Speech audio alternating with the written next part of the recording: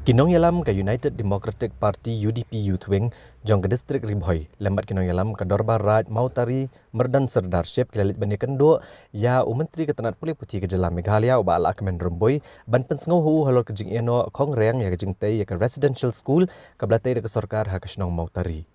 Kani kejing le kendo bat kejing bu ru ya kedor khas halor kani kejing eno klem pendap ya ke residential school ke blatai ya ke Shnong Mautari nadu gisnam arajar kadar kelalong ru hadian ba kinong yalam ke UDP Youth Wing lembat kinong yalam ke Dorbar Raj Mautari Merdon kiladat banjurep ya kani kejing tei ya kejing school ha ke bakil berngam ban shim tino hi ban peniat ya kani kejing school ke balai eno kumto. Habakaran kinong to kubor hadin kejing kendo yo Menteri Ketenat Pulih Putih kini kinong yalam kiloong bakum kani kejing kendo yo ba lakmen Romboi kelong ru sibenta ban buat dian halor kejing sim kia jong sorkar jela ban pendap lut kejing tei ki badangsa ya kum bakat kandai teligi residential school ki badan ha ke jela bat ke balamang ban pendap kenang ban kentiu ya ke Pulih Putih ha ke jela.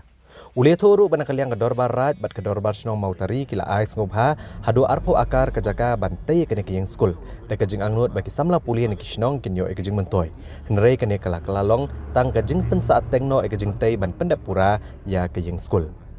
kilo ongru badai hakane kejing kendo hadin belai tiru ya ke dorkas ban kaliang uba lakmen Romboi ule tho bagane kejing mang ya ke residential school kadai hakapor jong ke sorkar badang yalam de udok jamukul sangma. Lagat taru ulong mana kalian kini ke sorkar ke pemerintah kan buat dian halor kejing mang pisa ya kini ke residential school.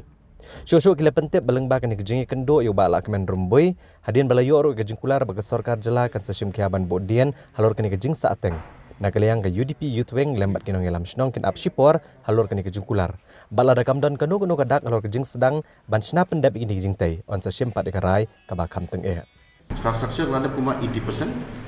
di kasar hostel bagi staff quarter. Tinggi kuat apa kata kalau full operational kalau blessing ye ki nok song ye kena nak pendong juga. Maka ni ke objektif sebetul ban good education ye ki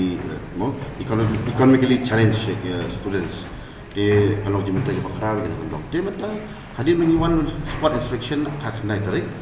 dekat ke Serdar dekat Dorbash ali ke Youth Wing UDP Ribhoi ngadi ngarwaisa dukpo tinggi one spot section laba dan kemat kalau syai ke ba kasokar la perlu besar tu pro alhamdulillah semua ada nyimla penseso kalau ngi cilunong sampai ba tem tahadin bang naikkan minister concern nyalap ba kani ni project ke bala untuk last government for Dr. Mukul Sangma government betul bagi asal school gile adu arbo teli dan paling arbo teli kena jadi sedang baru dah sedang di kani kalau ka feel lo ka plan to report si lo government ada ti ni request to minister concern ba this present government amla should have ti even continue ba even penulong kanang ba kani ka school kan lo jimun toy ka jikorku ya ka time dong ni po Mautari Raj Modern bat ka district hi ba koi